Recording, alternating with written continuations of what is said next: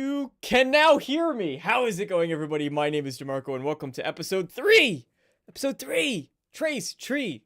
Beautiful as a tree. Of the Push Start podcast. And today, today's episode is a very special guest. Helps bring all of this together. Really helps to make all of this happen. Everything you see going on is a direct result of very, very special guest today. And that is, of course, I'm speaking of Plain White Mug with sweet roll flavored tea. That's right, sweet roll flavored tea. But the actual special guest is Jonas, or guitarist on bass. Jonas, it's been my goal to try to manipulate you long enough to get you as a consistent co-host for a podcast. And I would say this is the start of this. This is the absolute... We just have to make sure that you have a fun enough time that you're like, you know what? I want to do this again.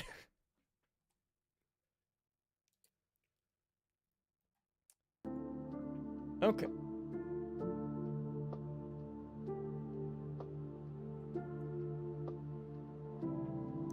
And let's just make sure that everybody can hear you. Can you hear Jonas through the stream, ladies and gentlemen?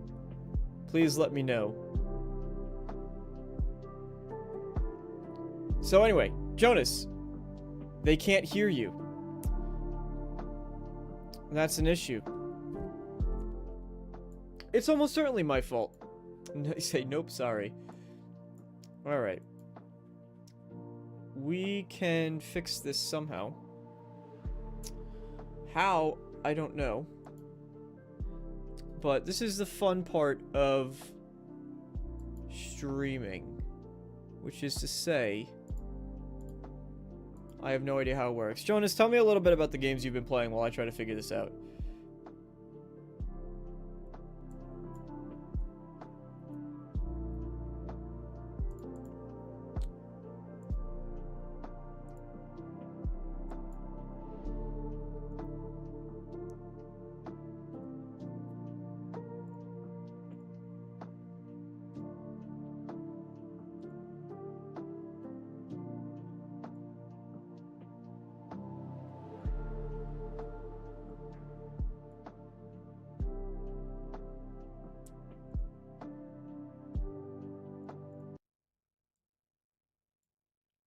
Yeah, they still can't hear you. You're still not coming through. Oh, wait a second. I think I know why. Here's the problem. Go again. No, I did not mute my desktop audio. All right, ladies and gentlemen, thank you for sticking by while we try to figure this out. Brotherhood. Welcome, Slowlark. Welcome, Arcane. Chris, I'm going to try to stay up tonight. I don't have work tomorrow, so we shall see. We shall see. We shall see if we're able to get through some of these problems. And Jenkins, you're more than welcome to join as well. I would always love to be able to speak with you again. It's been quite a while. Yeah, let me just try... Let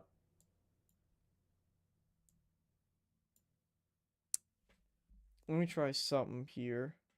Alright, Jonas, say a few words for me.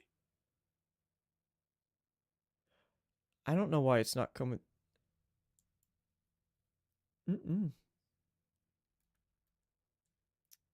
No, we're not getting anything. No, we cannot. No, we cannot. Let us try that one more time for me. No bueno. No bueno, sir. No bueno. They can't hear you. So, ladies and gentlemen in the chat, thank you for stopping by. We are trying to get Jonas's audio to come through, and if we can get that done, it'll be a good day. You know, sometimes you just gotta fix these audio issues live on the fly.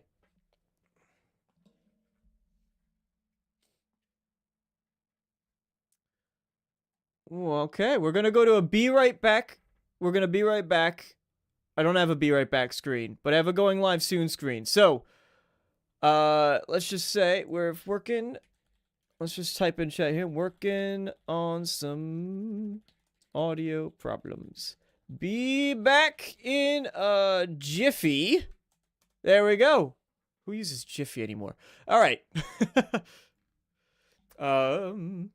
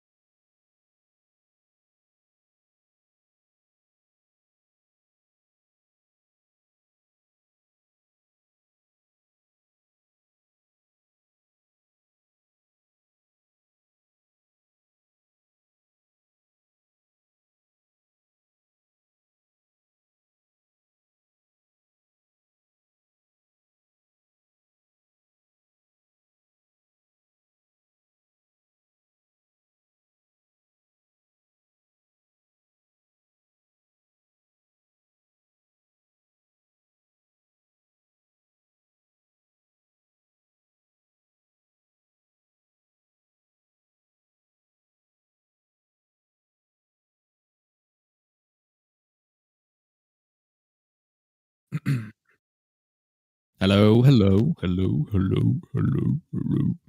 Is your stream what? You're getting me now? Is chat getting me now?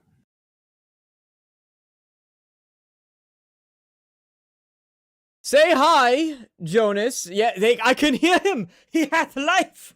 Oh, we have brought him alive, like Frankenstein's monster.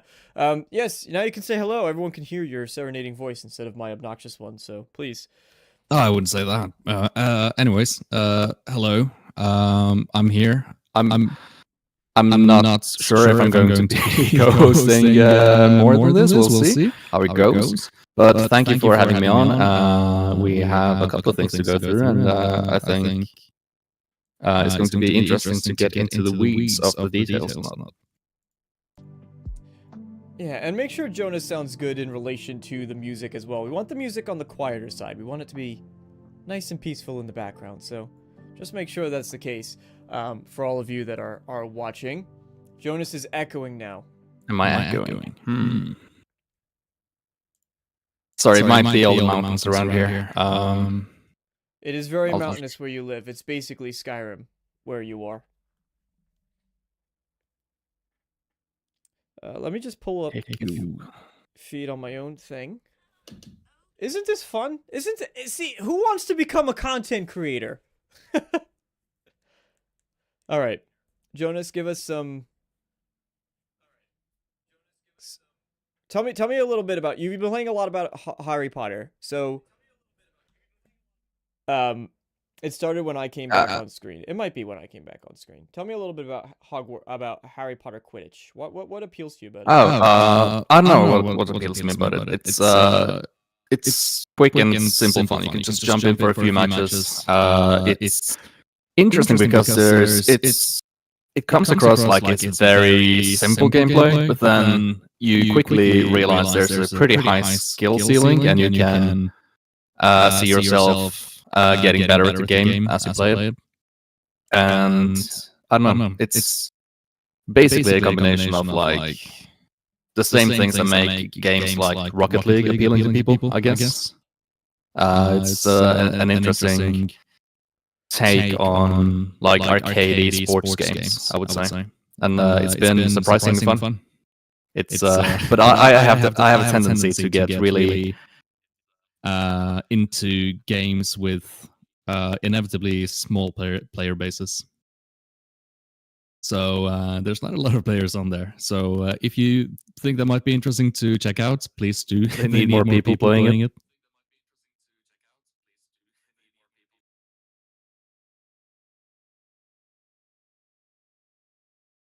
I bring the echo to you. You bring the echo to me. Slow says it's actually quite funny. It sounds like Jonas is broadcasting from a massive empty castle. I would say, Slow, how do you know I'm not? You can't. There's my camera. We have camera issues as well. Obviously. You can't see what's going on behind me.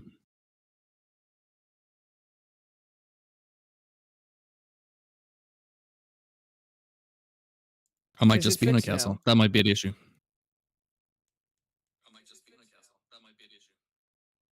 It's good. I did it. I did it. I don't know how, but I did it. Doesn't matter. Don't complain. All right, we are here. Welcome, ladies and gentlemen, to the Push Start podcast. Thank you all so much for joining. We finally got everything settled, and I think I could get the music going again without fear of retribution from the Aedra, from the Daedra, from Clavicus Vile, possibly a little bit of Shia Gorath in there. Who knows who I might have pissed off in Eol Winter's anyway, whatever nonsense I was going to go on about. So, we have some... I think we've dilly-dallied enough trying to figure this out. Do we want to just get right into some of the topics for today? Sure. Let's go. All right. So, first things first. Welcome, ladies and gentlemen. Thank you all for being here. Slow Lark, appreciate it. Cole, welcome, Cole. I said hello. Brerhood.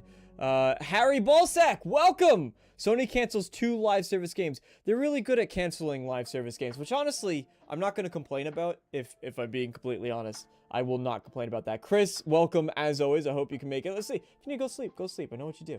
It's really hard out there. Stay warm. And Jenkins, of course, as well. So, dead service game. Well, Sony's got some dead service games. Everyone would say that Xbox is dead. So it's funny to say that Sony... a little part of Sony's dying as well, in my honest opinion. But we're not getting into that just today. First and foremost, wanted to start off with something that I am personally really, I wouldn't say excited about, but I am at intrigued, maybe? Intrigued. Intrigued is a fair one. Intrigued is a good one. One thing that I am particularly intrigued by is that we have, and you've been keeping up with these interviews. I know that you've been watching them, and that's yet another Bethesda developer who we've previously heard it from, it was Will Shen, and now another former Bethesda developer came out and talked about how games are just, the studio sizes are just too big. And I know that you have a lot of really good opinions on this. So I wanted to we talked about this a little bit last week, but I really wanted to get some of your insights because I think that you just have a really good way to word it and a really good perspective on the whole issue as a whole. Sure. Anything in particular you wanted to get into?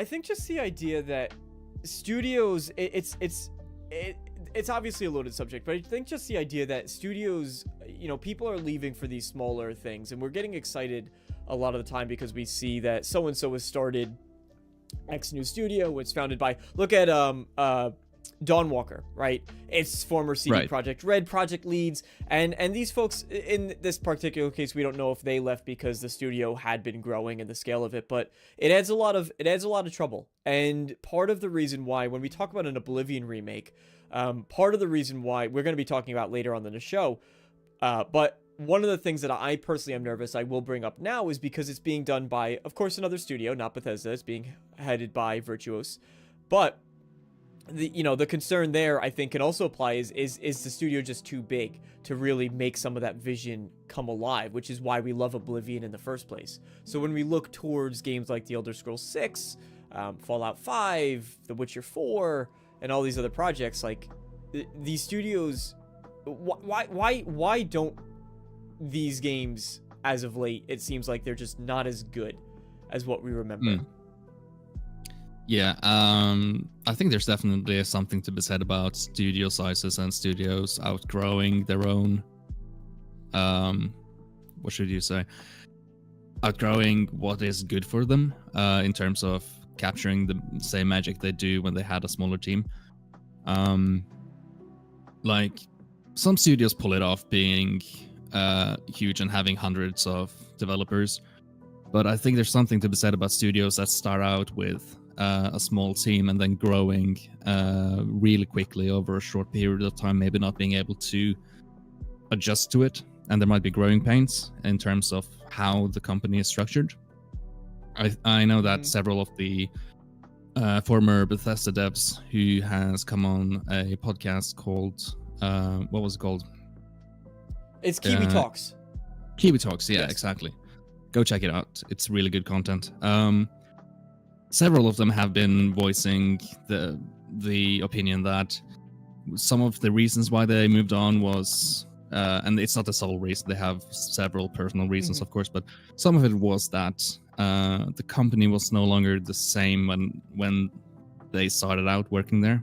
Like, there's more middle management to go through. You don't get to work on more than one specified, specialized thing. Whereas when they started out, they get to wear different hats and be more creative.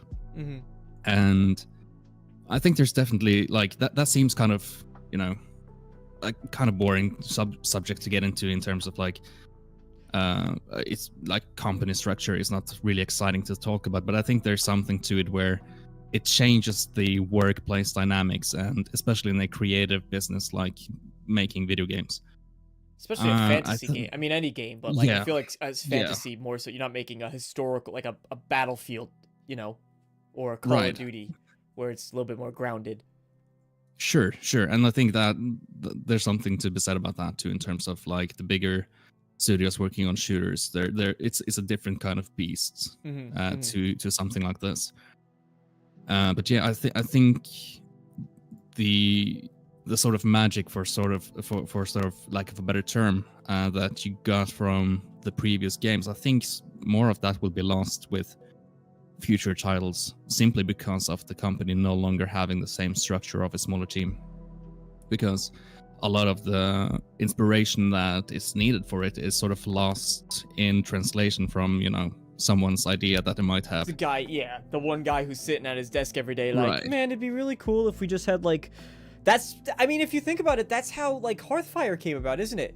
Because we saw when Bethesda released their game jam, which we do have. Thank you, Assassin. Welcome to the stream, by the way. But Slowlark, I apologize. When you said cancel Dead Service games, I thought you were just talking about random games. But no, apparently, PlayStation, this is breaking news, PlayStation has just canceled a God of War live service game from Blue Point and a live service game from Bend Studio just now. Which is pretty huge. And we will circle back to that in just a little bit, because that's really interesting. Absolutely. That's interesting. But what I will say is when Bethesda showed off their game jam, they had, for example, the Skeleton Butler, and they showed off some of that stuff. And we know that some of that content translated to Hearthfire. But the idea behind the game jam was once Skyrim launched, the developers just had like 2 weeks or something to make whatever they wanted. So it started from just this one random guy who's like, man, I could code something pretty cool and like implement and that's it. how you also got that's how you got the kill cams and all of that stuff. Yeah, the kill cams. Yep, 100%. So it sucks to see that now everything just becomes more corporatized. But I'm going to be excited to jump back into this a little bit. Yeah, and that's exactly what I think. That's a good term for it. Like, it's corporatized, and when things get corporatized, you get more middle management to go through. You get a lot of these meetings that should have just been an email, if you know what I'm saying. It's yeah. Do I know what you're saying? When I live it. I live what you're saying.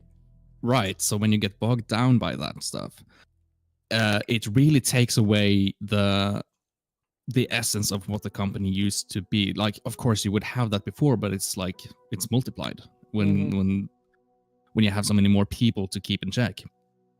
And you no longer get the atmosphere and the structure where you can have, some of the guys sitting down at the lunch table and discussing some cool ideas and, oh yeah, we should do that. And then getting from there to actually having it in the game. Now you have maybe several meetings and middle management to get through in order to just get there. How much of it do you think comes from, because obviously we know like just ballooning development costs is a big issue. We see it all the time in interviews when developers speak about budgets. And all right, Assassin, I can't wait to see you. Go check out Assassin on YouTube, Assassin Entertainment. He's been streaming his first playthrough of Prey, which it's my personal favorite Arcane game. And he's going through it for the first time, so it's really cool to watch it through that lens. But thank you for stopping by, Assassin.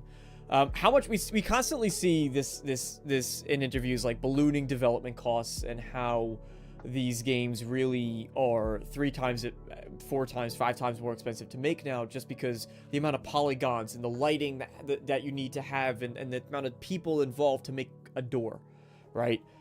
So when we talk about, like, yeah, you lose some of that camaraderie for those ideas, because you don't have those water cooler and those lunch conversations about, hey, this would be neat.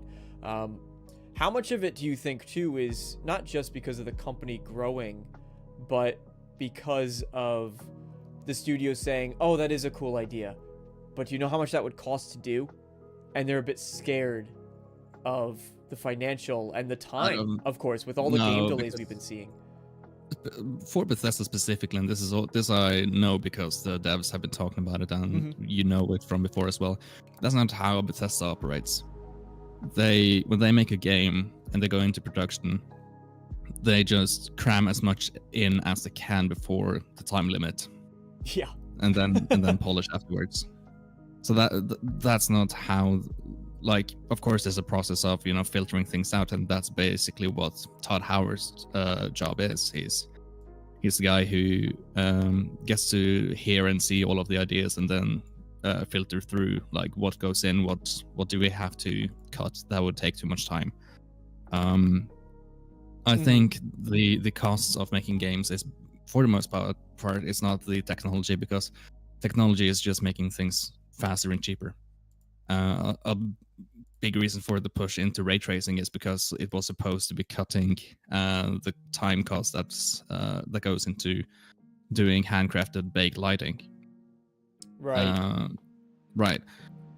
And that's just one example. But what is probably, and I'm just a guy guessing. I'm not an insider or anything, but I'm guessing one of the big reasons for the skyrocketing of the cost of making games might just be having too many employees, having too many people on deck, too many cooks in the kitchen, and not just the cooks, but the guy walking to the cook and telling him what to do, and then walking to another guy who's then taking the order back to the waiter, and it's a lot of middle management.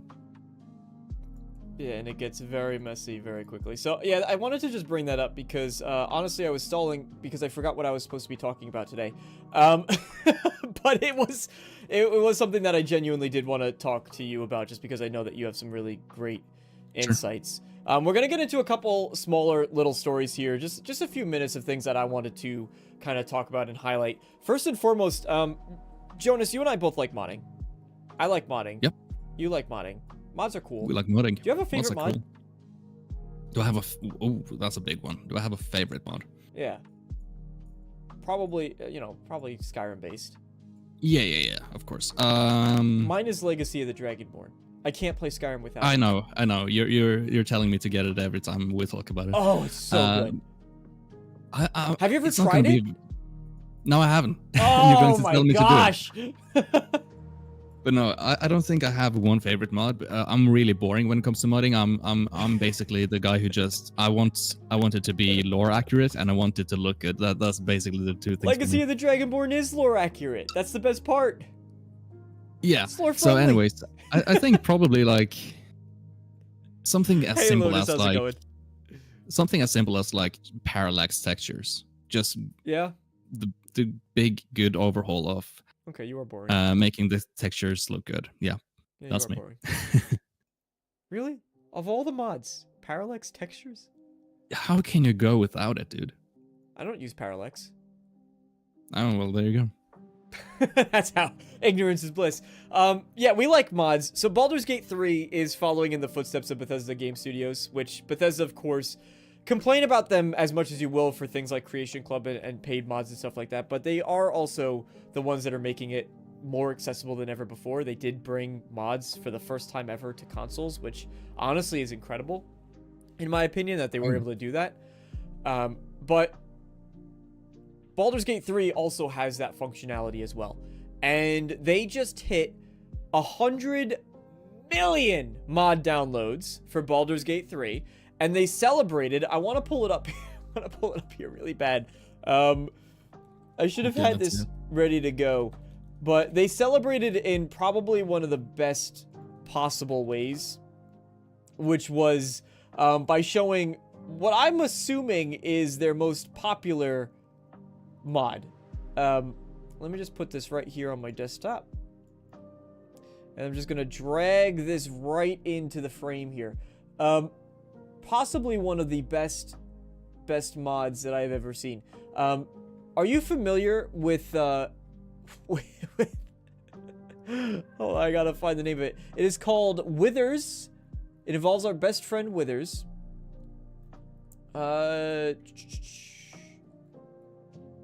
While you're pulling it up, yeah. I'm Withers gonna Big answer Naturals. Slowark in chat. Wait, what? Withers Big Naturals. Are you familiar with Withers Big Naturals?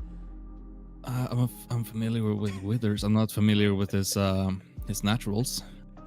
We're gonna show you in just a little bit. Would that be stream friendly? Oh yeah, 100%. Withers Big Withers. Nothing you can do with Withers is not stream friendly. Let me just tell you that much. Okay. Well, while you pull up his naturals, I'm going to answer Slowark real quick. Here you go. He asks me if I do play City Skylines a lot, and do I use a lot of mod theirs, or is it mainly vanilla? I do play a little bit of City Skylines. I have not messed around with many of the mods. I'm very much sticking to vanilla there. But if I did play a lot more actively, I would probably get some of the more common mods there. I know Anarchy is a really good one. So, there you go. Here's the image. For 100 million Larian's official Twitter brought this image in, and they tweeted it out with a link to the mod for Withers Bit. Like, Larian Studios officially tweeted it out and sent a link to this mod, which I think is just absolutely hysterical, and I'm so grateful that they were willing to play into it. I was going to do my research and check out the link. I had to log into to Nexus because it's adult content. So there you go.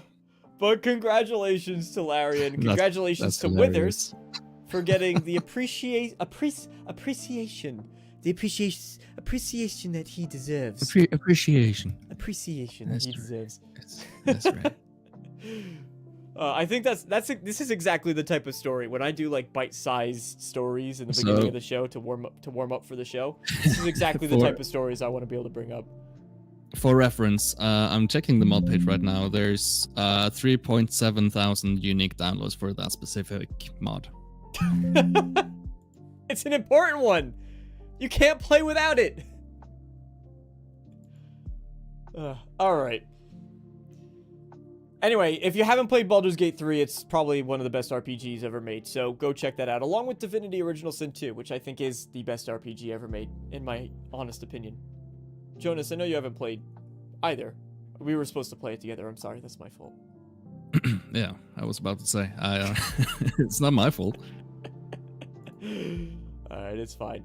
So we're going to get into our first major news story here today, and that is something that I am very happy about. Jonas, I know you don't really care. Do you care about, like, the Arkham games at all? Have you ever played them?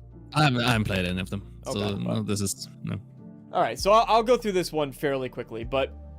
oh, you just missed... Here, I could bring it back up, don't worry. You missed technical difficulties and Withers Big Naturals. Yeah, you missed Withers Big Naturals, so honestly, scroll back to go see some Withered Big Naturals. He has a great personality, great set of personalities. So, Suicide Squad, not something that you really care about. Suicide Squad was also not something that I cared about. I was interested in the beginning because it looked like it had the classic Rocksteady storytelling that I was really, really looking forward to, and in some ways, it did. Like, everyone would probably, who gave Suicide Squad a fair chance, would probably point to, I think, the museum segment in the beginning of the game, and you're sort of going through as the Suicide Squad members, and then Batman's jumping out the shadows, taking each of you out individually, and it was a very scripted and cinematic and beautiful segment. I remember going through the alpha or the closed beta or something like that with Red and Holly, and we were getting taken one by one out by Batman just popping out the shadows, and we were laughing and crying and peeing and pooping all at the same time. It was absolutely delightful, and that was sort of what we were hoping the game to be. But alas, Suicide Squad, which I haven't checked recently, but the last time I remember checking for a live service game, it was down to like 830 players for the peak. Right. And you can't survive any game on that player account unless you're like a small indie. So let alone AAA made by one of the most famous or most renowned development studios, in my opinion. So Suicide Squad is going out with a bit of a whimper. Its last season ended. Deathstroke was brought into the game, and the final cutscene was really just a series of slideshow moments that they looked lower effort than the previous screenshots and slideshows that Rocksteady had done. It looked even less detailed.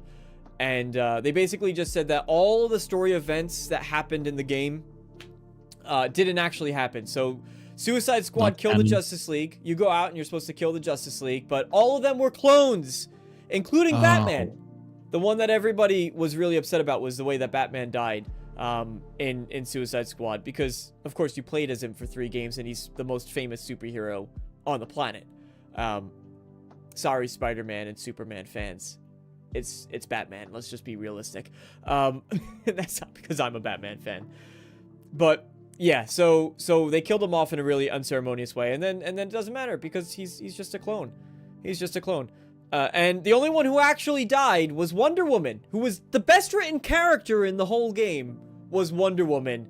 She's actually dead. So sorry, Wonder Woman fans, for the amount of disrespect that she got. But I wanted to approach this topic because obviously I don't know who really cares about Suicide Squad. I wanted to discuss this topic from a bit more of a narrative perspective. And Jonas, sure. I think, again, you're like prime to throw into this, because really ultimately what it comes down to is in some ways it was all just a dream. Ooh. Mm-hmm. So I'm just curious, there's ways that can be done well, I think. Oh, yeah. And there's ways that it can be done terribly. And this is a case where it was done terribly. So what does it take to do that sort of thing good? How do you pull it off? Oh, big question. Right? I don't know if I can answer. If I had answer to get the formula correct 100% of the time, no one would have the excuse to get it wrong. No, but we've seen all the ways they can get it wrong. I think it was all a dream. That sort of thing specifically mostly works whenever there's. It mostly works when it's supposed to be from the beginning. If that makes sense. Yeah. This was not planned. I'm trying to not bring up examples of anything, because I don't want to spoil things, even if it's like 20 or 30 years old at this point, because it was a lot more common back then to try your hand at that sort of story. But no, there's ways to pull it off, but retroactively just saying none of it mattered is usually a really bad way to do it. Usually, yeah. That's exactly what Rocksteady did, is they knew that they needed to kind of course correct and they just threw it in. Lotus Esprit says, Switch 2 finally announced. We're going to be talking about the Switch 2 in a little bit, but just another misuse of the DC license by Warner. I hate my consumer base, quotes. I know, Arcane, your disposition towards Warner Brothers. I want to believe that Suicide Squad was just a case where the studio kind of... I mean, we know that it actually was a lot of mismanagement and clear lack of direction coming from the studio heads, right? I just watched Luke Stevens talk about this, and he explained how Sefton Hill, the game director who was behind all the Arkham games, he sort of just said, hey, we want to put vehicles in it. And then they put vehicles in it, and then after they were implemented, which is a lot of time and money, then Sefton sort of went, oh, it doesn't really make sense, does it? Because they invested so much time to have what in some ways was a pretty cool mobility system. I don't know, Jonas, if you saw like all the characters, they ultimately kind of play out the same way, just with different visual styles. But ultimately, I would say it was a fun way to get around the map, all things considered. More fun than Starfield. That much I can say for sure. But even with the updated animations. But even without updated animations, Rocksteady, the movement system was still good, and they spent all that time on it, and then they go, oh well, vehicles, but they still kept the remnants of the vehicles in it. So it was really a lot of they didn't know what they were working on. There wasn't clear direction from the beginning, Sure. even though it could have been something interesting. But so Suicide Squad kill the Justice League. Don't worry, we're probably going to get another Arkham game, which I'm. Before we moved on, the game, was it like how did it function? Like, was there a multiplayer mode or that you can play? Yeah. But was that like the main story as well, or was that a separate mode? Entirely? No, it was the game was a live service 4-player co-op. That was yeah, but like, but was there a game mode to play that wasn't a story mode? That wasn't a campaign. Okay, so it was basically a campaign with a multiplayer. It didn't have to be, and that sounds to me like something that shouldn't be a live service game at all. No, well, it wasn't. That was again going in line with the misdirection of the studio, right? Is it was originally supposed to be a live service title, and then they pivoted away. Like that, you have these after you complete missions, which all the missions were repetitive, and you're killing the same enemies. You know, you're running through doing the same objectives over and over, and then at the end you get rewarded with a big old loot crate that shoots down from the sky with some randomized loot in it. So they sort of pivoted to a looter shooter. You could see the remnants, and it was even leaked early on as a live service game, and then they saw the outrage behind it, and WB went, we can't do that. And from what I remember as well, that game sort of came out, like, it would have started development probably in like the golden era of live service kicking off as the big moneymaker. And then when it came out, that wave had sort of reached the shore. 100%. Arcane just says my final thoughts on Suicide Squad. Sorry, what? Arcane just says, my final thoughts on Suicide Squad. Rip Bozo. Well, also, and I think that also sort of ties back into the whole thing with Sony now canceling some of its planned live service titles. I think the industry is finally realizing that, oh wait, we can't just keep making these because only a few can be successful at a time. And not everything can be morphed into being a live service game. Yeah, 100%. Hold on, I just need to give welcome Holly, and welcome Red Dead! Panda! Hi, Panda, how's it going? Thank you for stopping by, I appreciate it. I just need to give Holly some special moderator privileges here, so that way she could time out Arcane. Oh, poor Arcane. You knew exactly where I was going! Yeah, we're just gonna...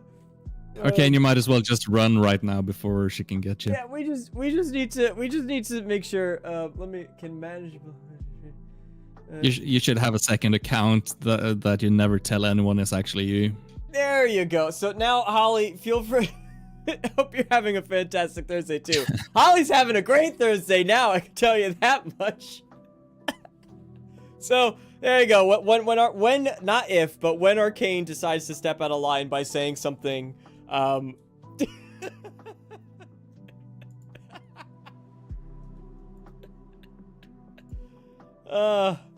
This is why podcasts are fun and live shows are fun. Anyway, thank you all for being here, especially Arcane. I appreciate it. I'm happy to have all of you for stopping by.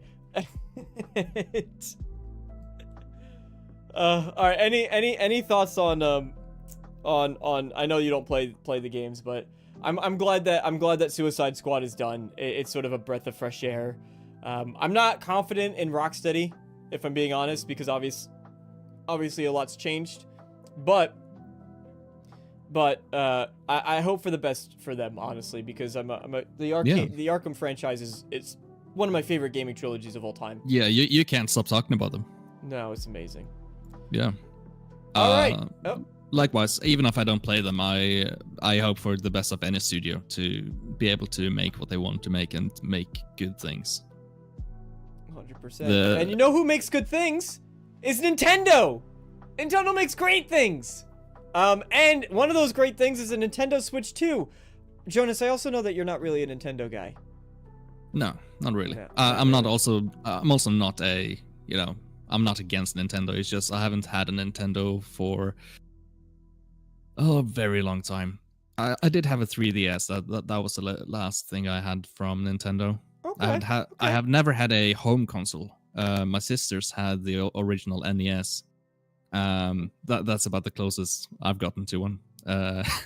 So We actually have, it's really cool. We have an arcade that opened up near me, and they have all sorts of like retro arcade games, and then they also have like a couple little stations where there's a GameCube, Nintendo 64, and some other older systems that you could go play. Played Mario Party 3. And let me just tell you, Mario Party 3, why has Nintendo not been able to make a good Mario Party game since Mario Party 3? Maybe 4 was really good. I don't know, but let me, like, you've at least played Mario Party, right? yeah, I don't okay. know which one, but I have played them. Yeah. But you play. So the item, like, just silly, simple items that they had in Mario Party 3, like, instead of just a mushroom that makes you go a bunch more spaces, or a mushroom that makes you go a few more spaces, they actually had one that you could use on your enemies that makes them go in the opposite direction. They have one that lets you summon, like, you can get Boo. One of the famous tile spaces is like Boo, the ghost, comes in and will steal coins, or you could pay him to steal a star from somebody. You could get an item that just summons him wherever you are instead of having to land on a specific. There was a lot more trolling. There was a lot more items that. Anyway, bring back everything from Mario Party 3. It's significantly the best one. But Nintendo Switch 2, the Super. It's not actually called the Super Switch. Let's see if we could sell you, Jonas, on the Nintendo Switch 2. It exists. And it's called the Nintendo Switch 2. Cool. Yeah. Good Are shit. you getting one? Just based on that. Not right now. The controllers, they don't slide in anymore. They No, snap in. they lock in. They lock Yeah. in. Bop it, like bop it, lock it, put it in your pocket. Yeah. Twist it. Yeah. Shock it. No, Buy it. I have Consume. considered a Consume. Switch at several Consume. points just for having something on the go. But I still haven't bought one for several reasons. One is they never go down in price. No. The other is I would also be tied to only being able to buy games from Nintendo, and they don't tend to go down in price either. Nope. So there's that, and also there's not because I haven't been a Nintendo fanboy growing up, apart from like a couple of handheld games like Pokemon and stuff. I haven't really been. It's not a branch of IPs I'm hugely invested in either. So for me, it just haven't made sense to get one. But I mean, for all of the Switch fans out there, good news. There's a new one coming out. It's good. It's bigger screen. One thing that would appeal to me would be like bigger Joy-Cons, because they the original ones just seem so small. They are really, really, especially if you're trying to play. It's not the ideal way, but of course you do it from time to time, trying to play like, because the whole thing was, hey, you can play with your buddies and you get the 2 Joy-Cons and each one works as a controller, but you're like on a controller made for little toddlers, and even then I think it's too small for their Yeah. tiny baby hands. They are bigger now. Yeah, the size of the system is bigger, which means the Joy-Cons also, Red Dead saying, the size of the controllers also are going to be a little bit bigger, which is exciting. But I just have to say, this has been probably the most disappointing. Maybe it's because I'm not huge into Nintendo. Like, I love Nintendo. I haven't bought a Switch because I don't have enough people that I'd be able to play like Mario Party and Mario Kart with. Maybe that will change because I made some more online friends. Jonas, Holly, Red, Arcane, Assassin, all of them. All you guys in chat, let's play some Mario Party online sometime. That'd be fun. But Yeah. it was just even as someone, it's always been, the Nintendo Switch has always been that console for me that I look at and I go, I'm gonna get it one day. I'm gonna get it one day, and I never do. And so I wanted the Switch 2 to be revealed. We knew it was coming, but I wanted to be revealed and be like, that's the one. That is the one that I'm getting. And they just showed, like, the video they showed was just the screen's bigger. It has a second USB-C port, and the controllers snap in. and they didn't share the price. You have to wait. They did say you have to wait until April in order to hear more about it.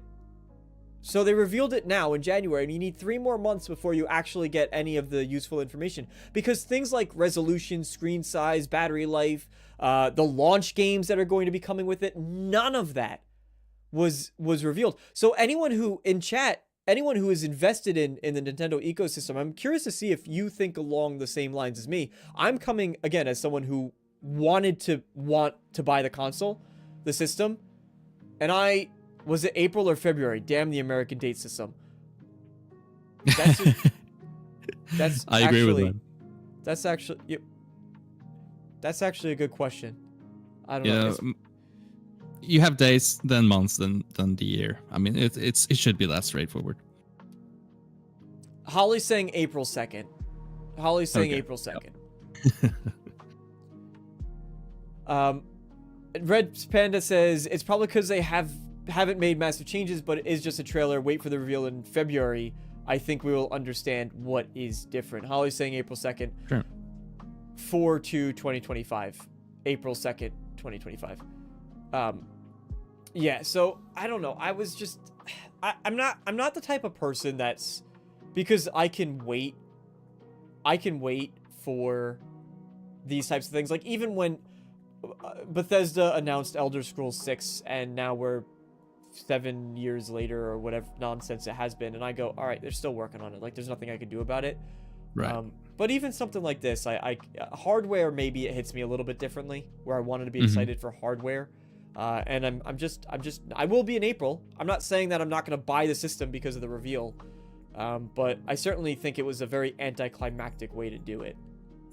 Sure. And also it didn't really show anything that was like, oh, this is what makes it the sequel. Instead of like, instead of like, oh, it is a Switch 2. They could have made a bigger one and just called it, the Switch XL or something. It wouldn't have to be like, oh, this is a big upgrade. You know? Yeah, so what is the upgrade then, right? That raises it has to be something like battery life or like just exceptional battery life. The graphics would have to be a big part of it. The power in it. Yes, it's going to be the power in it. We know that they were saying, I apologize, maybe someone in chat can... What titles will you be able to play is basically the question. Yeah, and at what resolution and what quality and what frame rate. And I know that there were some leaks that were saying it's going to be very, very powerful. And I don't know the specific games that were leaked that they were saying, hey, I think it might have been actually like Red Dead Redemption 2 was going to be able to run at, 1080p, 60 frames a second or something along those lines. Again, I apologize. Someone correct me if I'm wrong here, but...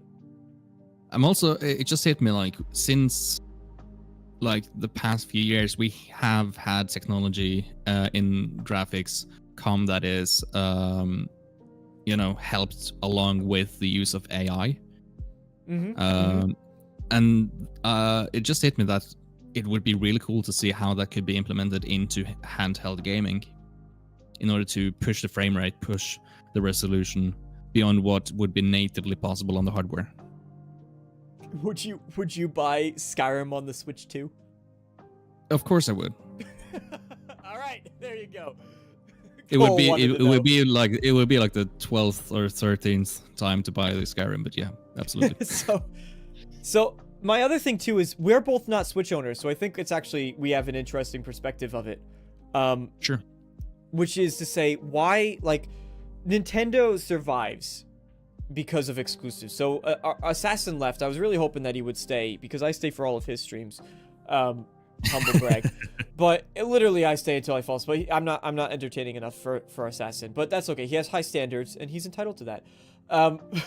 Hey Red, thanks for stopping by. He said you're very powerful. Lotus is excited to play Hogwarts on Switch 2. Hogwarts Legacy is a great Switch game, actually. A really good Switch game. By the gods, there is a psychopath but that's not on the a loose. Nintendo title that is exclusive for it. Yeah, that's what we'll get into. That's the thing for me. Like, what would convince me to get a Switch 2 versus a ROG Ally? That was exactly, and I'm going to ask you that in just a little bit. But Holly, thank you for the $5 super chat. She will play Mario Party with me the minute I say Mario correctly. All right, I'll do He's it just... Italian. He gets to choose. Come here. Come here. Get in close. Closer. Closer. Closer. Mario. There you go. Correctly for you. Hey, it's Italian! Yeah, that was actually my question for you. That was actually my question for you, Jonas, is why buy a Switch instead of a Lenovo Go or the Asus hardware or a Steam Deck? Because when we're talking about game titles and IPs that are not exclusive to their platform, they are, for the first time, competing with other similar hardware. And then the question becomes, like, why would you get the Switch? Well, it is still because of the native IP games. Because I don't think it's going to outcompete a lot of the other competitors. There's going to be some that it will, of course, because it's basically handheld PCs. They're going to be some lower tier ones as well. But if you're in the same price range, will they be able to outcompete them on the third-party games? I don't think they will. No, to be honest, probably not. We'll have to wait and see, but I don't think so. I think the big thing too, at least, is of course, yes, the games. You obviously have all the Nintendo first-party titles that come with the Switch. What I am most sort of interested in is that I don't think any of the portable handheld gaming machines have really positioned themselves as far as a marketing perspective to try to be the most accessible, right? Nintendo's always had that because they've always been the family-friendly system. But when you look at like how the Legion, the Asus handheld, the Steam Deck, they're always boasting the power, the strength. Real gamers play on these machines, and Nintendo's very happy to be in their corner, going, "Hey man, everyone can play on the Switch, dude." They're just like the stoner at the party that's just going like, "Yeah man, you can chill over it's here. All good, man. We're We're just family friendly over here. Come on, we're family friendly." So, and I can really appreciate that about the Switch. But if you had to just pick one, knowing that, let's just say hypothetically, like for example, Red Dead just said that I know Call of Duty is not central to you, but Call of Duty is going to be coming to the Switch too for the first time, right? So things like that, we're going to get more third-party support. Plus, the price point is usually a bit lower. Let's just say that the Switch 2, because my answer, I'm just going to answer it now, I would buy the Switch 2. But if the Switch 2 was able to run these titles lower resolution, lower quality overall, but it could run them and it was getting the third-party support that you would want, is that enough to convince you to buy the Switch, plus, of course, all the first-party games over, say, the Steam Deck? Or do you want to have access to your entire Steam library on the go, which, of course, is a huge that's perk. sort of that's sort of a big selling point. That's sort of a big selling point. Like, is the handheld going to limit me to what stores I can get my games on? Like, am I going to be able to get sales on Steam? Am I going to be able to maybe run Xbox? What's it called again? Xbox Game Pass? Yeah. Am I going to be able to run that on the same thing? Like, once you introduce the ability to have competing storefronts, or even just competition within the same storefront, that you don't get with something as sort of locked off as Nintendo's own storefront, where they really rarely have sales, from what I can see. Like, that is a big selling point, because the hardware itself is just entry. Like, one of the big selling points for having a powerful gaming PC versus a console every new generation is that, well, okay, you pay more up front, but down the line you're going to save a lot more money on just the games themselves. Yeah, 100%. So you, it sounds like you would prefer to get yourself a Steam Deck or a Lenovo Go or Yeah, Asus.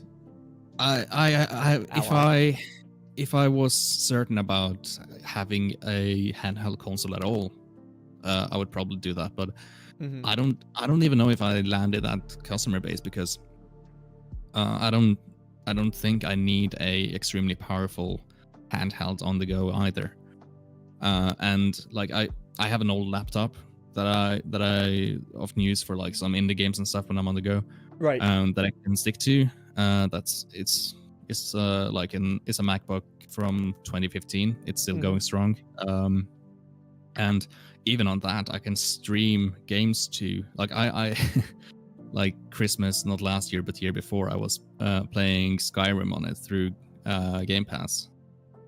Was a little bit of input lag, but it was working fine for what I was doing. And you got it on the go. And exactly, and now you have everything as an Xbox, so that you have to take that into consideration as well. Like, you don't have to get one of these really expensive and really powerful handhelds in order to game on the go anymore, because if you have some technology on the go that can link up with Game Pass, you have an Xbox, is what they're trying to sell to you. And I mean, yeah, you're an Xbox. For a lot of people. Exactly, you're an Xbox. Cole is the biggest Xbox. Well, not the big, but Cole is the Xbox. It's already been. But yeah, that's what I would also say is that a lot of the customers who would have to just cough up more money to game on the go in general don't have to anymore if they already own something they can game on. And I think that it's a different customer environment as well. Lotus Esprit, welcome, by the way, if I didn't say welcome and hi to you. They say, Switch is the only handheld I currently use. It does not require internet, and most others do. Perfect for travels. I also think, Lotus, based on what I do know about you, it has the games, right, that you really like to play. Holly says, that's exactly why I like my Ally over a Steam Deck. I'm guessing it has something to do with accessibility options is what you're talking about. And Cole says, for me, it's all about being able to download a game I play. Sorry, the chat's coming in a little bit delayed. For me, it's all about being able to download a game. I play GameCloud and it's fine. I'm having the game on a hard drive / SSD is so much better. Right. Yeah. Oh, yes. Oh, yes. Having multiple store launchers. Oh, having multiple store launchers on the Ally. On the handheld. On the Ally, not on the Steam Deck. On the Steam Deck, you're locked into one. You can get others, I think. They did say, like, hey, if you want to mess around with it, you can get just sort of a Windows operating system to go. Right, yeah. But it's probably not worth the hassle for most people. They want it to run right out the box like you can with the Ally. Sure. All right, yeah, is there any... You're not a Nintendo gamer. I'm very excited to see what launch games are going to be coming. We're going to be seeing a Mario Kart as a launch game. I'm also excited to see... My favorite thing about Nintendo presentations, and I'm kind of upset that they didn't do it, at least, I think, for some of their recent ones. But I always like watching Nintendo staff get on board on stage, and then they start doing all the goofy things with the motion controls. They're like, look at how you can milk this cow, and you just have two people on stage that are like... It's just like the silliest... I think at this point, people are familiar with the motion control. I like seeing the people on stage doing all the goofy stuff. It's just a highlight of my night when they're all just like...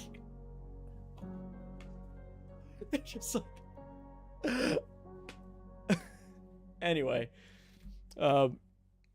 that's why I like Nintendo. They do that and they have a good time with it.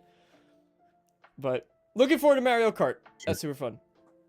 All right, on to the most exciting topic for us to discuss. Speaking of exciting presentations, before we do you want to get into what Assassin shared earlier about the PlayStation? Yes.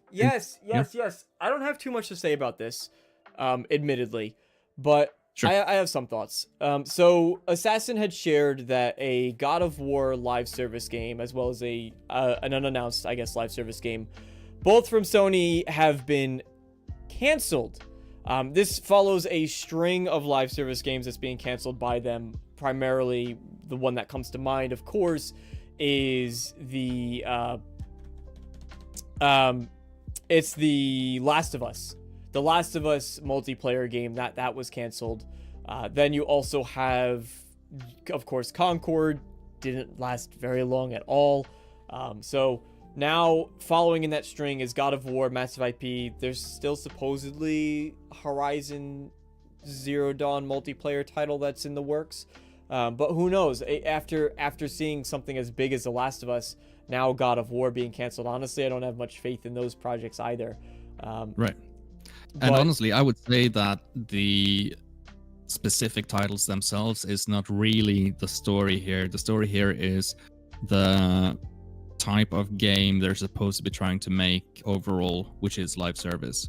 I think finally the people making decisions about getting these games into production are realizing that, oh crap, these things don't really simply work as automated moneymakers. After all, you kind of have to be lucky with it. Mm-hmm. I don't know. It sort of ties back into what we talked about with Suicide Squad. I think that was sort of one of the few last ones that sort of made a big thing out of, okay, we don't really just only need big IP plus live service, and then you make money. So I think that ties back into what we're talking about here with all of these big IPs canceling their takes on having live service games. Yeah, if I'm being honest, I'm happy to see live service games sort of go. First off, thank you, absolutely. Lotus Esprit. $20 super chat. Thank you so much for sending that through. Thanks for being you. No, thank you for being you, Lotus. It's always a pleasure, honestly, to have you here, both in this show as well as the Renegade Realm podcast, which you can check out Tuesdays at 6 p.m. Eastern Standard Time. But thank you so much for being here. And supporting the show as well. It really does mean a lot. I'm actually really kind of a little bit glad to see this Switch. Oh yeah, Get totally it? agree. Switch. Totally the agree. Nintendo Switch of live service games kind of fallen on their head there. Just because I think that it was a big trend that Yeah. a lot of shareholders and executives were trying to chase because they saw a couple of Fortnite. early adapters Fortnite. making a lot of money from it. Yeah, exactly. They're chasing a trend that they were never going to be able to catch up to because they weren't the ones to do it first. yeah, and Call of Duty. And they Call were, of Duty is still yeah. trying to do that.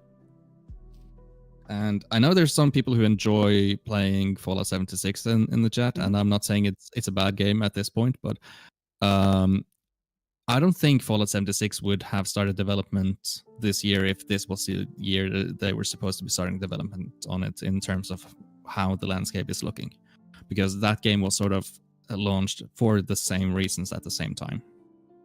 And if it wasn't for 76, I think it is still safe to say we would have had Starfield sooner. And we would Yes. have had Elder Scrolls 6 sooner.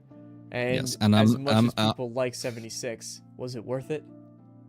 I'm trying to not hold it against you guys, and I'm not going to. But yeah, that's true. That is also No, true. And I think it also. Blame them. Call them out. Holly's in the chat. It's all her Sorry, fault. Holly. And for that, your privileges has been revoked as a mod on the chat. But anyways, the Took them away.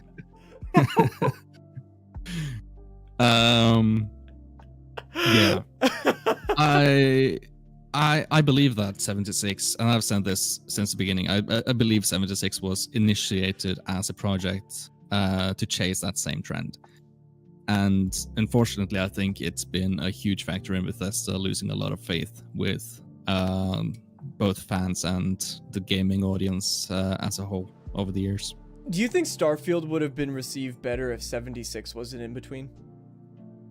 Yes. Yeah. Not because the same mistakes wouldn't have been made, but simply because it's easier to jump on an existing bandwagon, if that makes sense. They would have received a lot of the same criticisms and a lot of the same hate, but I think it would have been a lot lesser than it was if it wasn't already popular to give them a crap for how they handled Fallout 76. Yeah, and what's interesting too is Well, actually, my follow-up to that is, do you think that Bethesda... Now, Fallout 76 has become successful, even in Bethesda's eyes. Fallout 76 is a successful game. Do you think that it is... Bethesda has sort of gotten it out of their system, so to speak, so we would have seen a Starfield Online. If it wasn't Fallout 76, it would have been a Starfield 76. And if it wasn't Starfield 76, it would have been an Elder Scrolls 76, right? Do you think that it sort of... They've gotten it out of their system now? They said, hey, we did the multiplayer game. Probably... Maybe it was worth it. Maybe it's not. Of course, the reality of the situation is that I don't even think the people who worked on it wanted to work on it. I'm trying to not say it that straightforwardly, but yeah, essentially, like, at least the very conceptual idea of it, like, they've always said, like, oh, we try and see how multiplayer works in our games, and they usually tend to say it doesn't really, and that goes doubly, if not multiplied by whatever X number when it comes to online multiplayer. They said their engine really wasn't optimized for it at all. So I think they would never have made the decision to go through with the project in the first place if it wasn't coming from, you know, the top dog saying, we need to make this kind of money with this kind of project. Like, this is what gaming is right now, and we need you to make money the same way for us. Right. I hope that's the case. I certainly hope that's the case, because live service games, again, to tie this back to the original story, God of War live service game canceled. There's also that Spider-Man one. I think that one, I don't know if that one was or wasn't. Maybe someone in chat can tell me, but yeah, that was the thing. There was, yeah, it actually got leaked a little bit where the Spider-Man cooperative in the Spider-Man Sony games universe, and it looked fine. It looked like it would suffer a lot of the same problems that I think Gotham Knights suffered from, which was the combat and the gameplay felt just off. And usually when you get sort of these 4-player co-op online games, things just feel a bit more sluggish. They feel a bit more stiff. Right. Just because it's the nature of having 4 people beating up the same enemy at the same time, right? Especially in a melee combat situation. So, what is it? Spider-Man, God of War, some unknown one, Last of Us Part 2, Concord, or Last of Us Online, Concord. Oh, Red Wolf Renegade says Spider-Man co-op game was canceled. So Spider-Man canceled, Last of Us 2 canceled, God of War canceled, unannounced one canceled, Concord developed and then canceled. Transformers game also, was that supposed to be live service? I did hear something about a Transformers game. I'm not sure what. Lotus, feel free to share more about that, but was it live service, I guess, was my first question. So all these live service games, and Twisted Metal canceled. So many things, and it all boils down to what you said, Jonas, right? They're chasing industry trends. Doesn't really work out well. And then subsequently, it also ties into just games. The production value is too high. Studios don't, I think, comprehend the amount of support that's needed to keep them alive. You can even look at something like Factions is canceled forever, Panda. That's your answer. Even something like Multiverses, which I liked. Multiverses, it was a free-to-play sort of Smash, but with Warner Brothers characters. I don't think that one's doing that hot. You do get standouts. Marvel Rivals is a ton of fun. It's breaking records for player counts. It's doing a phenomenal job. But again, how many games? How many graves is Marvel Rivals as far as live service games? How many graves is Marvel Rivals standing over in order to be in that spot? Right. Yeah. You know, so I'm excited to see more games come out that are much smaller in scale. That are, I honestly want to go back when games were like Oblivion sized. And the reason why I want things to see Oblivion size and the reason why I bring up Oblivion is, of course, because we're going to dive into our last topic for today, which is the Oblivion Remake, a game, Jonas, which is why you're the perfect guest for this episode, and future host, is because this is a game that's very important to both of us. Very important to both of us. Oblivion was... I want to know what Oblivion means to you, but I'll keep mine brief. Oblivion was the game that made me a gamer. Oblivion is the game that's why I have a YouTube channel now. Oblivion was the game that made me like fantasy, that got me into D&D. I was playing D&D before I even knew what D&D was, thanks to Oblivion. We would stay up texting each other on the phone, doing like a choose your own adventure. We were playing a light version of D&D. So it's a very important,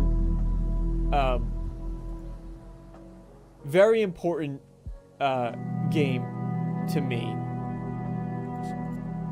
And cry. Are you having audio issues? I'm hearing Oh. what sounds like Thank you, Red. What? He said it. He's saying he's there we voting go. for Jonas as your permanent co-host, regardless of his mental health declining due to lack of sleep. So happy you're joining the show, my friend. Never stop, never stop. I appreciate that. My mental health is probably going to decline regardless. I might as well just keep this up. Thank you. might as well keep this up. I feel like that's a bad strategy to utilize there. I'm holding you responsible. But yeah, this might surprise you a little bit, but I never actually owned and played through Oblivion in full myself because basically it was my cousin who had it on his original Xbox, or was it the 360 at that time? I can't even recall, but Skyrim was actually my first proper Elder Scrolls title that I played through to completion on my own console. But I have since become a huge Elder Scrolls fan, and so having not really played it and having hold off my first full proper playthrough of it to be something I do with Sky Oblivion, because I know that's going to be amazing. It's regardless of that become a really important game to me simply because of all the lore and the things that it did and the cultural impact it had and still has, even in sort of outside of the Elder Scrolls and Bethesda fan context, because of all of the systems they built that became memes then and now, simply for how quirky they are with the dialogue and all the rest of it. Thank you, Red, for the $10 super chat. Red, please do not super chat to me. Please. Thank you. I appreciate it. Was Taris S, I don't want to forget this. So Taris, if I do skip over it at some point, just ask the question again. What's the difference between a remaster and a remake? We're going to get back into that, but Jonas, Slolark also agrees with Red. They're all here post midnight. Not all of them. Post midnight, because they like hearing your voice, Jonas. It's because of you. I appreciate that. I hate hearing my own voice, but I appreciate you guys for saying it's you. It's not unbearable. It's not me. Yeah. I appreciate it. Thanks. So, and also, don't give me compliments. I'm Norwegian, so you can't take them. Yeah. Yeah. it's awkward. Oblivion is really special to me. We just went over that, but an Oblivion remake. What's the difference between a remake and a remaster? This is something that really kind of treads a fine line because studios will use them sometimes interchangeably. Like, I think Naughty Dog is the most guilty of this, where they sort of call things remakes and remasters, and it's like, well, we updated the visuals, and now that tree 500 feet away, you can smell it. Like, see that bush over there? You can touch it. You can taste it. You can lick it. So my definition of a remaster, everything is exactly the same. Everything. I'm gonna say something that's probably a bit of a hot take. I would even say that, like, the Dead Space remake I would put in the category more of a remaster. Mm. Yes, they improved a lot, but it was still the exact same story with the exact same thing, right? That happened. Yeah, they added some new bits to it, which is why they call it a remake. They improved the game mechanics, played a lot smoother. But I would say a remake is when they say, okay, this is what I just take remake to the extreme, I guess. I think of, for example, I guess I think more of a reboot when I think of a remake. I think more of a reboot. Right. Where they're really kind of building everything from the ground up, and they're saying, no, like, the story is going to be different because we need to update it to make it better. Like, we see where there's gaps and there's plot holes in the story. We're changing the way the story plays out. Yes, we updated the visuals. Yes, we updated the gameplay. We added new items into the game and weapons and armors you could use.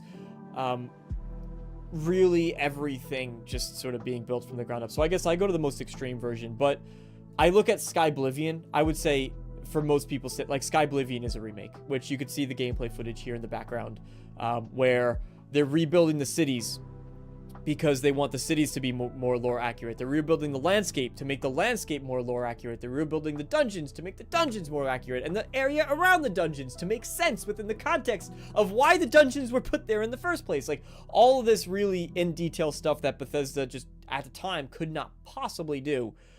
Yes, they're bringing it in. So yeah. That's my definition. My definition is basically the same. Yeah. Just to TLDR, it's basically the special edition of Skyrim in 2016 was a remaster, basically. That was it's a really remaster, simple. yeah. It's the same game, exact same game, but you update some of the features and some of the aesthetics and some of the things in the engine, like, oh, we can do god rays now in the lighting. The texture is updated. We fix some of the bugs and stuff. Like, okay, that's a remaster. A full remake is you make the game again, remake the game from the ground up with exactly. And Oblivion is the perfect example of someone remaking Oblivion. It's essentially the same game, but it's built from the ground up. Yeah, I'm this is actually a good section. I don't know, Jonas, if you have the stream on in the background, but like I was mentioning the cities before. This is the city of Leyawiin, I believe, or Cheydinhal? No, not Cheydinhal. I should know this. I've played this game so many times. I want to say Leyawiin. Anyway, this was the original one, and then on the left you could see the new, where they've actually divided. There's canals that the boats can go through, because that's what makes sense. Like, they would travel through this. I think this is the Nibbin Bay. They would travel through the ships to go to all the different ports, and I don't know. It's massive what the team there is doing. Yeah. So to go through some of the things that are changing, we're talking about whether or not it's a remake or a remaster. These are all leaks. Now the leaks so far have turned out to be accurate, going as far back as the court documents. Which was when Microsoft was in the hearing to decide whether or not they could buy Activision Blizzard. That's when some of this stuff initially came out. Some more stuff kind of have come up here and there, and then recently, like, not just recently, the stuff we're going to be talking about now, but maybe about a week ago, some more things surfaced where someone said, hey, like, it's here, it's by, what was the studio? By Virtuos was the studio. Now some more specific details have come up, and I'm going to put air quotes around specific because it is a remake, which I think you'd agree with this, Jonas. There was no way it was just going to be a remaster. There was no way. If it was, it would be absolutely terrible PR for them. Horrible. Which wouldn't be new at this point, but yeah, we've gotten used to that. We're used to being let down as Bethesda fans. It's great. But that would still surprise me. Like, it's because they're spending money on it. That they have to spend the money developing it, and at that point, you have to make the decision that, okay, why are we doing this? It's going to have to make sense in that aspect of spending all the money to make it. And just doing a touch up of the game is like, well, that doesn't really do enough to get modern new audiences to play this old game. You're just gonna get the same old players playing it again, and they're just going to do it with mods already on the old game.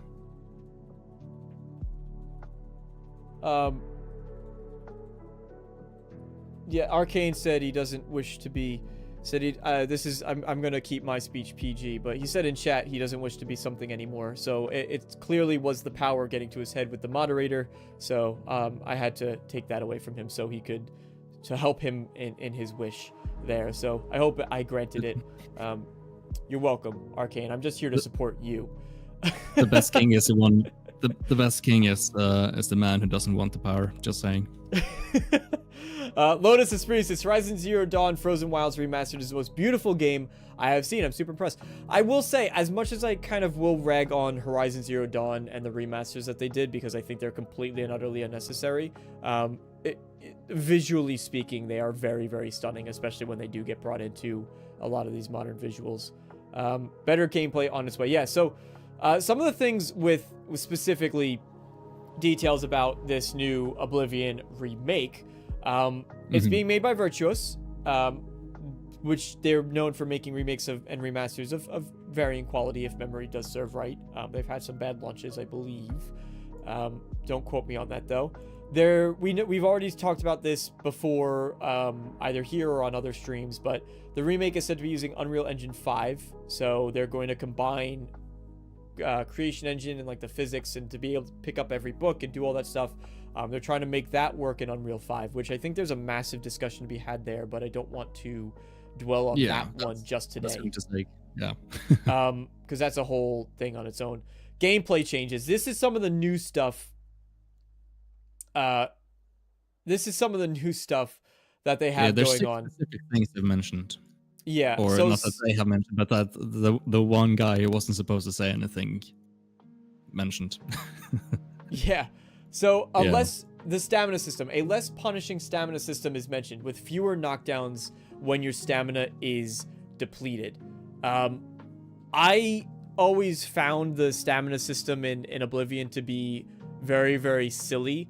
You would get staggered all of the bloody time. So in my opinion, this is a good change.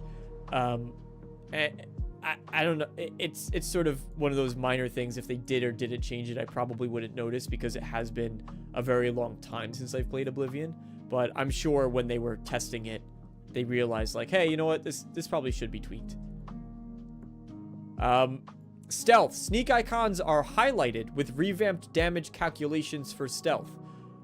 I'm curious how they will handle that, because the stealth system in Bethesda games is always incredibly goofy, where if you're sneaking, suddenly your bullets do magical damage. Or your arrows do magical damage. Right. So I don't know if this just means that instead of doing 10 times sneak damage, now you only do 7.5 times sneak damage. I don't know if that what it means, or if they're actually going with how it's worded, it's really hard to guess at what they're really meaning. With revamped damage calculations for stealth. Is all it says. Oh, okay, yeah. Well, then that would make sense, yeah. Blocking, inspired by Souls-like games, suggesting a more engaging combat system with enemies, such as parrying. That's interesting. That is probably one of the most interesting things on Yeah, this I was going to list. bring that up. Yeah, so we're gonna circle back to that one, because I think that's probably will drive most of the conversation. Sure. Yeah, let's get the other ones out of the way. Yeah, archery improved for playability in both first and third person perspectives. Sure. Speaks for itself. Yeah. See, that's the thing. Like, a lot of people in their this is why sometimes I actually don't make YouTube videos, because I look at what people are putting out, and you get the thumbnails. Hold on, let me just for a second here. You get the thumbnails that are just like, and it's like, massive gameplay details leaked, huge new information, it's insane, and sorry, someone's gonna get sick from that. And it's like, no, dude, I'm sorry, but improved archery is an expectation. Yeah. It's yeah. Okay. Anyway. The archery isn't going to be the same as it was back in 2006. Whoa. Really? Wow. wow, it's gonna be better. Like, it's just that's why sometimes I don't. Crazy. It's literally why sometimes I don't make videos, because I see them coming out and I see this has 150,000 views. I'm like, you guys. Yeah, I mean it's clickbait, so just don't worry about it. All right. Hit reaction. This one also is a little bit interesting. New hit reactions for both It's more player behind the and scenes and NPCs. how things are registered. Yeah, for more dynamic combat. So, I really would like to see, normally Bethesda games just sort of have, you get staggered and your camera shakes a bit. Maybe you can't swing your weapon. But I'm curious to know if that is going to include sort of what Starfield did, because Starfield did have, even though it wasn't front and center, it did have locational damage. So if you shot someone in the arm, they would recoil at their arm. If you shot someone in the leg, they might fall over. And I would really like to see that for melee combat, which is something even like Skyrim doesn't do. It's something that I don't know if I haven't done Starfield melee combat. So no, me neither. If we have any Starfield players in chat, let us know Yeah. if the characters do react depending on where you hit them with a melee weapon. And I'm gonna go through chat in just a little bit. There's what before we circle back to blocking, I want to read one more, go to chat, and then I want to go around to blocking. But HUD, Sure. again, just sort of an expectation. It says a more intuitive and aesthetically pleasing heads-up display aimed at modern players. That sort of makes me cringe a little bit, because I'm depending on what they mean by modern players. I that love could the be- Oblivion HUD. Yeah. I think it's minimalistic and simple in it. Have you seen what this Oblivion team is doing with it? Because Yes. they are also modernizing it, but sticking to the original vision of the aesthetic. What I'm hoping is that they can still retain what makes the UI say like this is Oblivion, with the aesthetics of how it looks, when they're trying to make it appeal to modern audiences. I don't know what. Everything's gonna be purple, Jonas. It's all gonna be Fortnite colors. Purple and green and blue and red, and yeah, just all of the bright big colors. buttons all around, and yeah. My big problem with the HUD for any Bethesda game really is it always feels like it's made for console. So like as a PC player, and again, you could this is why mods are brilliant, right? Because the first mod anyone's probably gonna want is customizable HUD. But my big thing, honestly, even with Oblivion, I don't mind the HUD. I think it's great. I like that it. Again, I follow a little bit in the Todd Howard mentality of it does have that old school charm to it when you go back and play it. But I do understand if you're going to remake it, you need to remake it. But, yeah, that's the thing. Like, you already have the old game for that. What you're trying to do now is to make the game again, but have all of those things sort of not. You don't put the nostalgia factor of those things into the remake, right? Because that would be fake nostalgia. You're trying to recreate. You're trying to create new nostalgia for people who have not played it before. Is there a word? New nostalgia? Nostalgia? Nostalgia. Let's coin it. You want nostalgia and nostalgia. Yeah, nostalgia and nostalgia. Fake nostalgia even. We want some nostalgia. I want some nostalgia for the Oblivion remake. We want nostalgia, not fake nostalgia. No fake nostalgia here. Let's Exactly. go. Let me go through some of the things that chat is saying really quick, because I don't want to miss it. And I see, hello, Barry Donnellan. Thank you for stopping by and joining. I appreciate. It's really nice to have you here. Great to see you, Barry. How are you? I bought Skyrim. Tara's bought Skyrim more than 3 times. I feel a bit goofy wanting Oblivion again. It's not goofy. Oblivion deserves it. If any game deserves it, it's Fallout 3 and Oblivion, because those are Bethesda's babies. Cole, I'm excited to see those comparison videos, but it's 3 versions of Oblivion. Original Oblivion and the remaster. Oh, I'm gonna be honest. I know it's because we haven't seen the Oblivion remaster, but I'm more excited for Oblivion. Or remake, depending on what it's going to be. Remake. Barry says a remaster is when they want to sell you a game again at a budget price, and a remake is when they want the full price. There you go. That's a good way to explain it. Yep. OKPNC, welcome. You're new. I haven't seen you here before, so welcome and thank you for stopping by.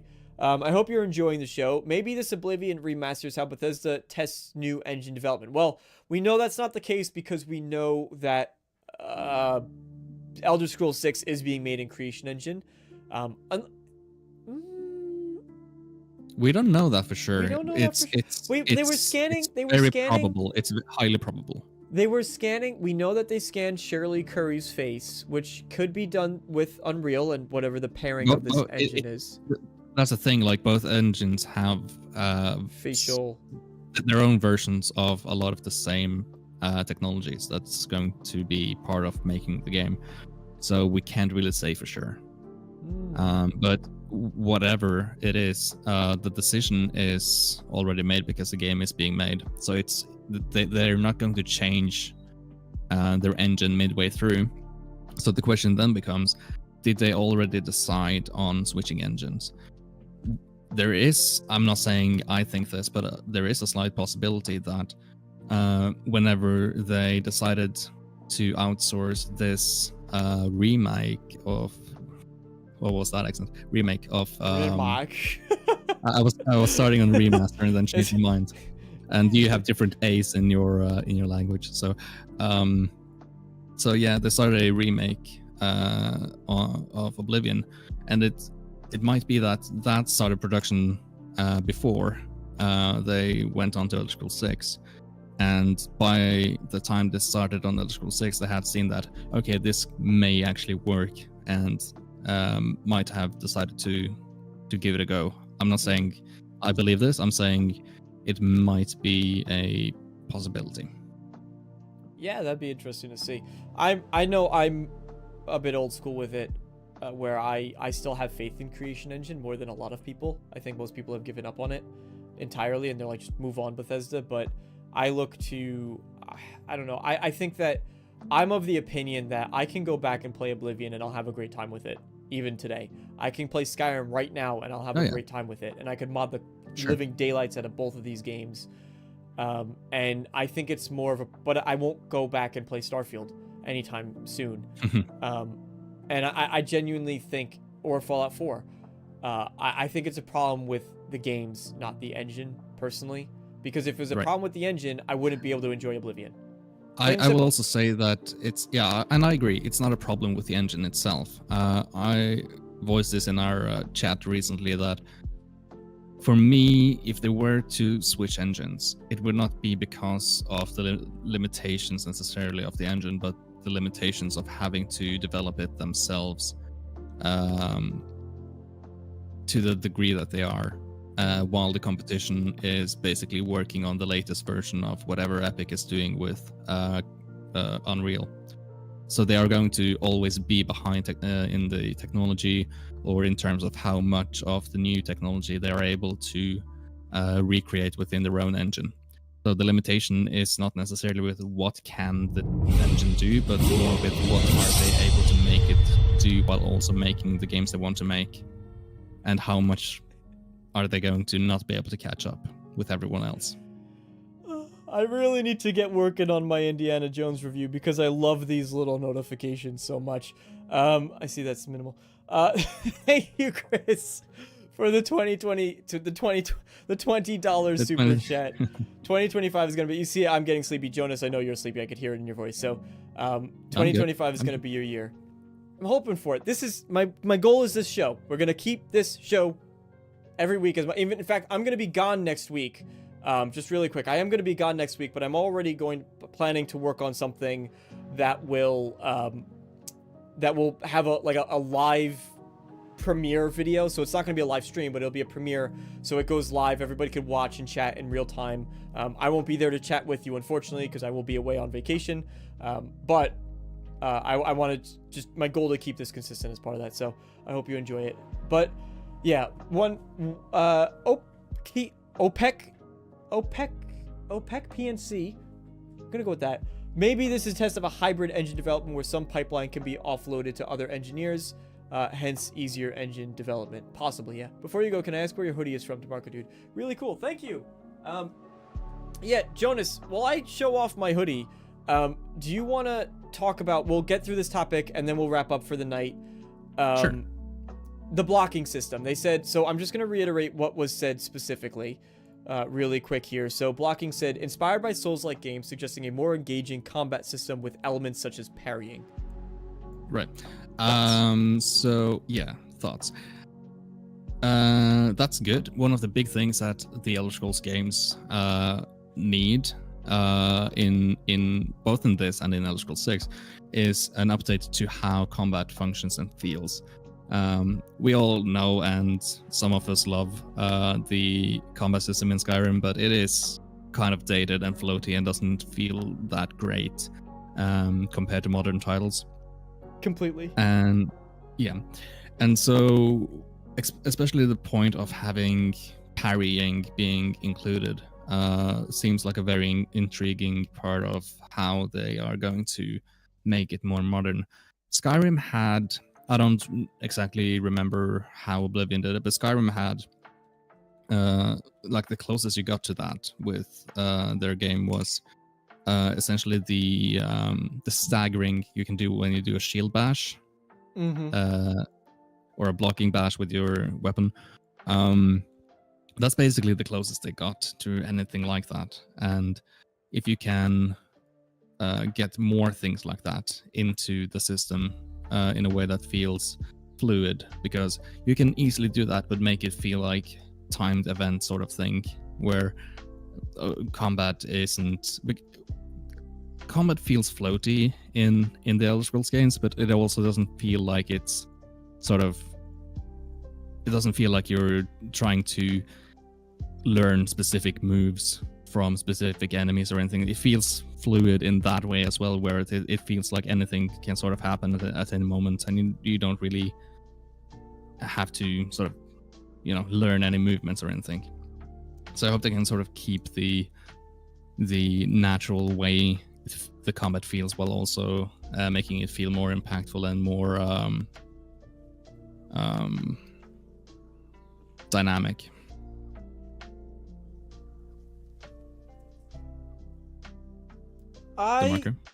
So I'm trying to. They're really interested in this hoodie. I'm trying to find out where it's from. I don't know. I'll pad this with a bit more talking. Continental Clothing Co. Maybe. Possibly. I don't know. That's the only tag I can see. I'm sorry. Here, I will hold it up to the camera. Oh, you're probably on a mobile device, aren't you? I was gonna say you could try to. Oh, screenshot it on your camera. Here, I'll put it full screen, and then you can put it in image search in Google. So there you go. I'll hold it right there. There you go. See it? All right.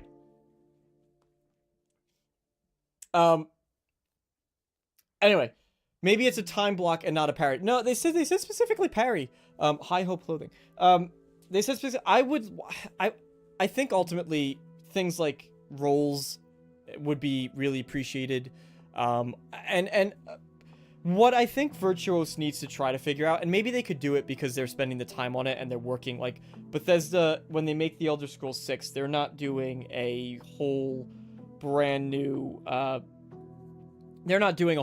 world, right? I mean, they're remaking part of the world, but they know where the cities are, they know the story, like they don't have to worry about story details. They know where the dungeons are supposed to be. They don't have to worry about pre-production is a breeze. Yeah, so all that's already taken care of. So that means they could put more time towards things like the combat, and I'm curious if they're going to be able to figure out whether it's blocking or it's just the first-person combat, to not make it feel like you're just swinging a noodle around like this, which is really how all Bethesda games kind of feel in melee combat. Yeah, I mean, there's apart from the distinction of strong and normal attack, there's really no. It's just click the button, you attack. That's really all there is to it. There's no true variation in terms of like where your strike is going. I mean, it's all basically the same. Look at you. Anyway. Anyway, I didn't want to talk over you, but I was gonna go.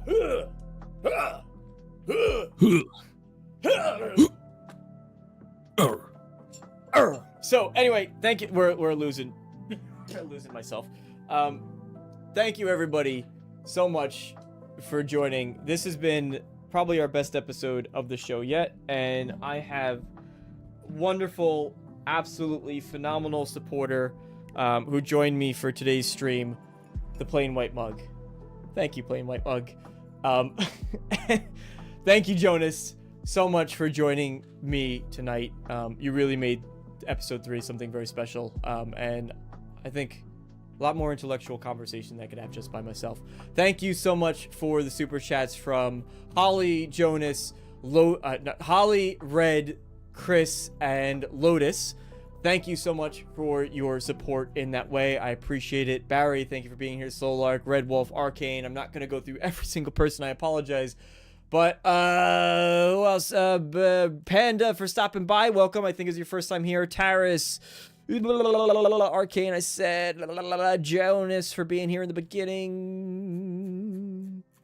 Jonas Jenkins. Barry. One OKPNC. Cole. Oh, before we Taris. close up, there was one guy who had a question earlier that I was. Yeah, Taras Miggs asked, Elder Scrolls 6 is way away, right? Do you want to have a quick go on that before we close up shop for the evening? Starfield still needs to get some DLC. I don't think that game is done yet. I think it's going to get. Listen, Elder Scrolls. I think I checked, maybe not last stream, but one stream or at some point, and Elder Scrolls 5 Skyrim had like 4 times the worth. Yeah, it had like 6. Oh, it was 6 times. It had 6 times the player count that Starfield had. So I remember because I was making jokes. I was like, you want some 6 times something? 16 times the players in Skyrim. So, Right.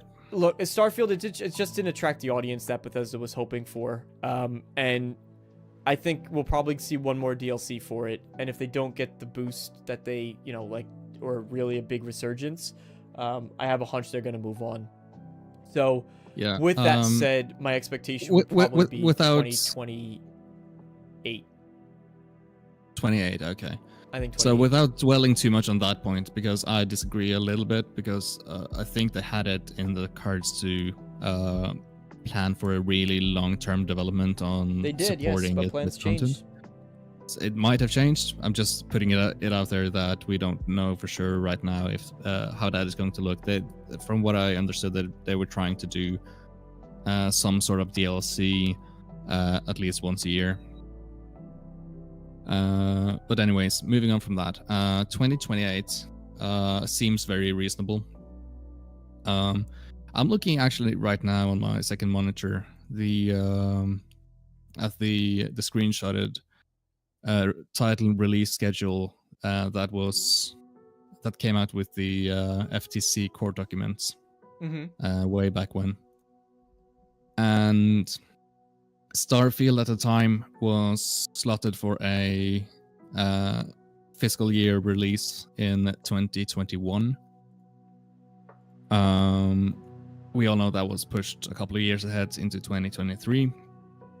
And do keep in mind that Starfield being pushed back also definitely means the Elder Scrolls 6 is being pushed back because all of your manpower is still on the same game until you can move on. Yeah, and Oblivion Remake 2 is meant to be what Fallout 76 was for Starfield. Right, in that it's meant to be an intermediary thing to hold players over. The same way Arkham Origins was meant to hold players over until Arkham Knight came out. Yes. So I think this is Bethesda's attempt to be like, and I'm sure Microsoft was like, no, you're going to make a remake. Or you're doing Oblivion something. Even though Todd didn't necessarily want to, he was like, doesn't matter, you're doing it. I think came from Phil and Top. But and yeah, also, so that the gives Oblivion them more time to get out of Elder Scrolls 6. And so the Oblivion remaster, which isn't done by them again, it's done by a third-party studio. Virtuous, exactly. That was slotted for fiscal year 2022. And it's coming maybe this year, maybe next year. We don't know yet. I'm thinking it might drop this year, to be honest, but we'll see. I think the leak said 2026. What leak? Oh, release timeline is possible Oh. 2025. Okay, they said it's possible 2025. Actually, you're right. It was this year. I'm sorry, Yeah. I got my dates mixed up. Right.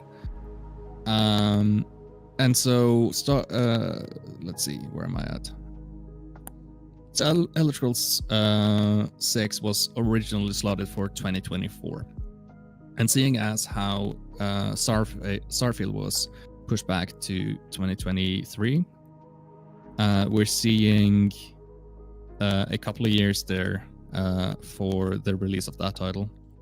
And we have to automatically, I believe, slap on the same amount of years pushback for the Elder Scrolls 6. And then think it might be further than that.